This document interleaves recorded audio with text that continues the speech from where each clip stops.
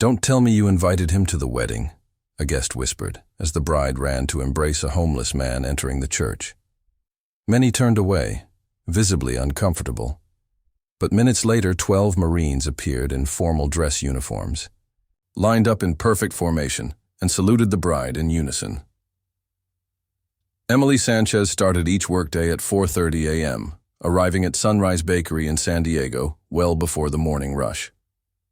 At 30, she had already spent 6 years as the head pastry chef, known throughout the neighborhood for her delicate croissants and melt-in-your-mouth cinnamon rolls.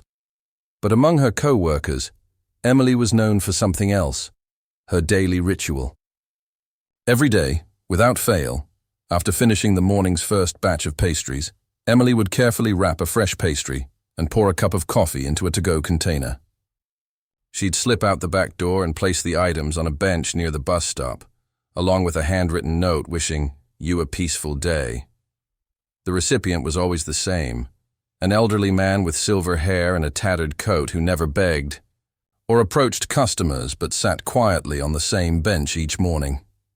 In 6 years, Emily never asked his name, and he never offered it. Her co-workers often mocked her behind her back. "She's wasting good product," one would say.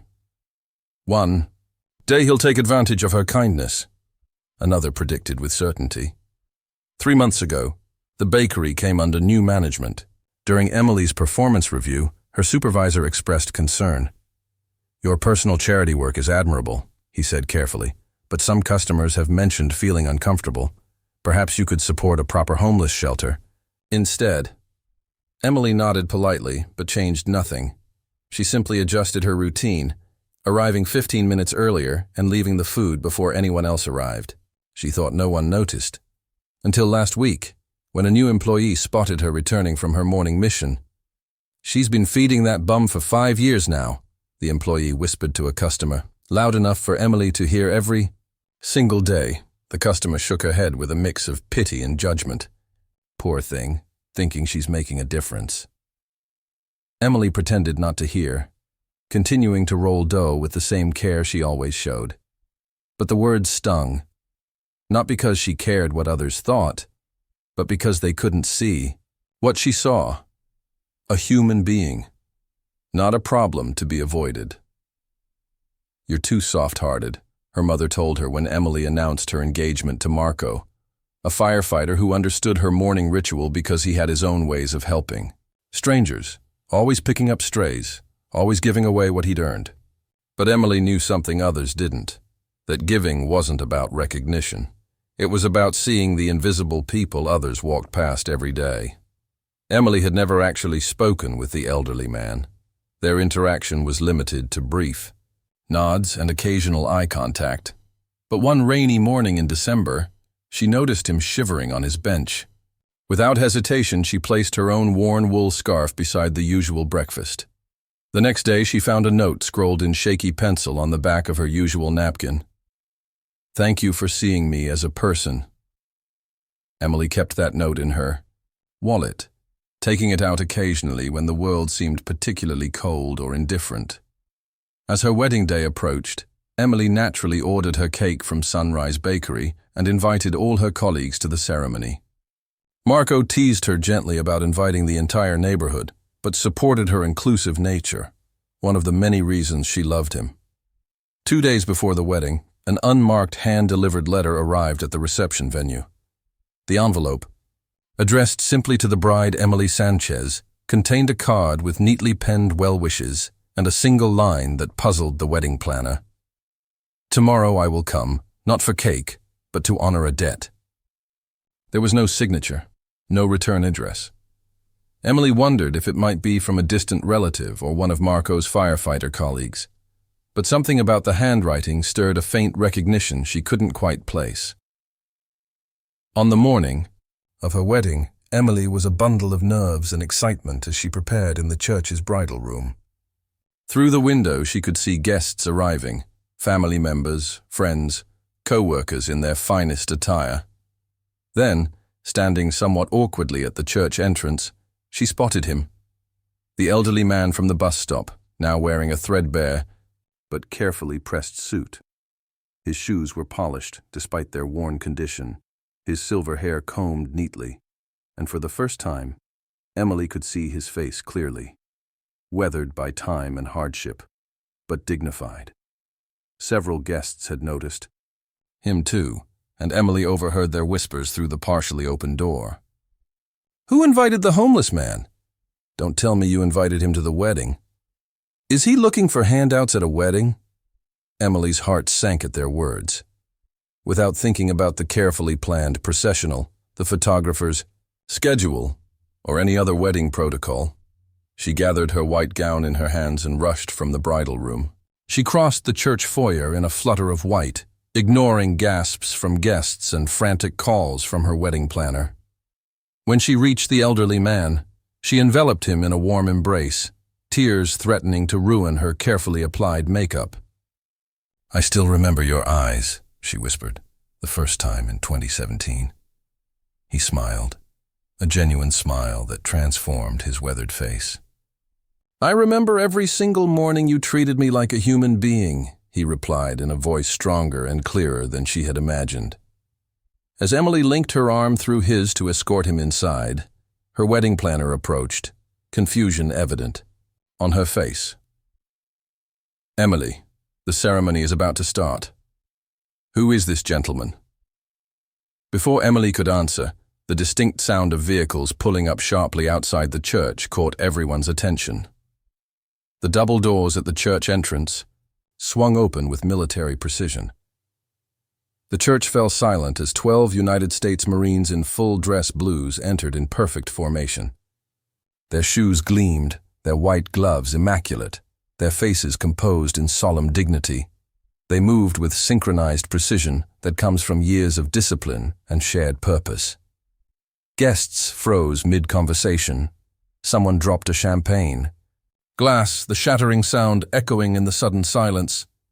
The lead Marine, a captain with Duncan on his nameplate, stepped forward with practiced precision. He came to attention before Emily and rendered a perfect military salute. On behalf of Alpha Company, 3rd Battalion, 5th Marines, he announced, "We are here to honor the woman who silently sustained a hero for 6 years." Emily stood stunned, her hand still holding the elderly man's arm. Confused murmurs rippled through the wedding guests. Captain Duncan turned slightly, gesturing toward the elderly man at Emily's side. "This is Sergeant Victor Hale, a Marine who saved 9 lives during an ambush in Fallujah in 2004. After losing his entire family to a car accident in 2016, he chose to disappear from society, never once using his military benefits or revealing his identity." The revelation sent shockwaves through the gathering. Guests who had been whispering moments before now stared in disbelief. Another Marine stepped forward, presenting Emily with a shadow box containing a medal and a faded photograph. The image showed a younger Victor Hale carrying a blood-covered Marine through what appeared to be a war-torn street. In the background was unmistakably a younger version of Captain Duncan. "Sergeant Hale carried me 4 blocks under enemy fire after I took shrapnel," Captain Duncan said quietly. Duncan explained in a steady but emotional voice how he returned for 8 more Marines that day, despite being wounded in both legs. His bravery earned him the Silver Star, an honor he never claimed. He bowed his head slightly before continuing, "If not for him, I wouldn't be standing here today. And if not for you, Ms. Sanchez, he might not have survived to see this day." Emily's makeup was beyond saving as tears streamed freely down her cheeks. "I never knew," she whispered, looking at Victor with new understanding. "That was the point," Victor replied gently. "I didn't want to be thanked for doing my duty. After losing my wife and daughter, I couldn't bear to be seen as a hero when I couldn't even save my own family." He paused as emotion briefly overcame his composure. "But you never asked who I was. You never demanded my story. You just fed me, saw me, left notes that gave me a reason to wake up each morning." The Marines had arranged themselves in a formal line, creating an honor guard from the church entrance to the altar. Captain Duncan addressed the guests, saying that Miss Sanchez never knew she was helping a decorated war hero. She simply helped a human being in need, day after day, year after year, without recognition or reward. His gaze swept across the room, lingering on those who had been whispering just minutes earlier. In the Corps, we have a saying, never leave a Marine behind. Emily Sanchez, who never served a day in uniform, understood that principle better than many who wear it. One of the bridesmaids, tears falling freely, stepped forward. I work with Emily at the bakery. She arrives early every day to bake extra pastries, paying for the ingredients herself, just to make sure he had fresh food. She never told anyone, added another co-worker, shame heavy in her voice. We teased her for it.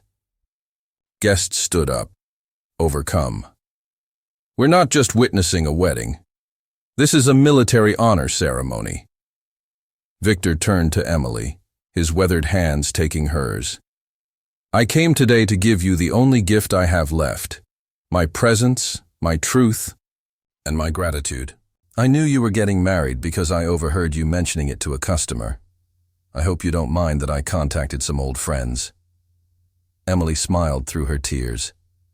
This is the most beautiful wedding gift imaginable. Marco, the groom, had been watching in awe. He stepped forward and extended his hand to Victor. Sir, I would be honored if you would join our ceremony. Perhaps even walk Emily down the aisle. If you've ever received something enormous from a small action type, I owe a debt. After their honeymoon, Emily didn't return to the bakery.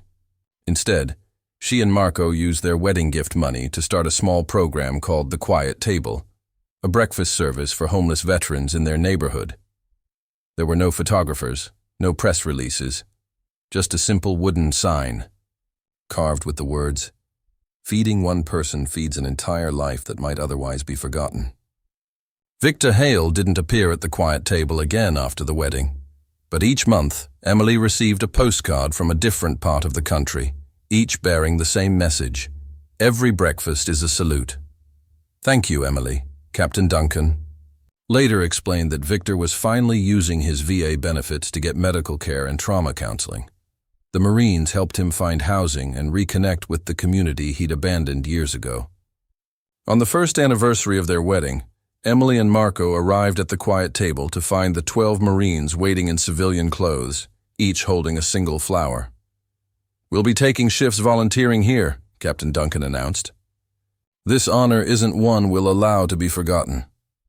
What began as one woman's quiet act of kindness became something far greater. Veterans across San Diego came to know the Quiet Table as a place to receive a meal, without judgment, without having to explain their circumstances. Emily kept Victor's original note framed above the counter. Thank you for seeing me as a person. Below it, she added her own message. Everyone who sits at this table has a story worth knowing. 6 months later, a local news crew discovered the Quiet Table and requested an interview. Emily politely declined. This isn't about me, she said. It's about seeing the invisible people all around us. On difficult mornings, when supplies ran low or volunteers didn't show, Emily remembered her wedding day, the moment 12 Marines stood at attention to honor a quiet, daily kindness. It was all the motivation she needed to keep going. Marco understood. As a firefighter, he knew heroism wasn't always about dramatic rescues. Sometimes, it was the quiet consistency of showing up, day after day, offering kindness without seeking recognition. You know, he told Emily one night as they closed up the Quiet Table, when I married you, I got not just a wife, but 12 Marines and a growing family of veterans. Emily smiled. The best kind of family, the kind you choose, and the kind that chooses you back. Type. I will live with kindness if you believe a small meal can save a great soul. Some people have lived as heroes only to die in silence, unseen. But some debts require no money to repay, just the dignity of being treated as a human being. Emily never needed to know Victor Hale's past. She saw his aging eyes, his hunger, and offered compassion. From that small action, a life was preserved. A unit of Marines remembered that not everyone who deserves a salute wears a medal. Sometimes, the person who guards your freedom is quietly eating breakfast beneath your bakery awning. The homeless faces we pass on street corners or in shelters may belong to former teachers, nurses, or soldiers. Their current circumstances don't erase who they were or who they still are. Live with kindness, not for applause, but so that, one day, 12 people may bow their heads for something you never thought to celebrate. In a world chasing viral moments and grand gestures, remember this: true heroism often lives in the smallest acts of consistent compassion, delivered without an audience. HC Stories, because the greatest heroes often eat alone.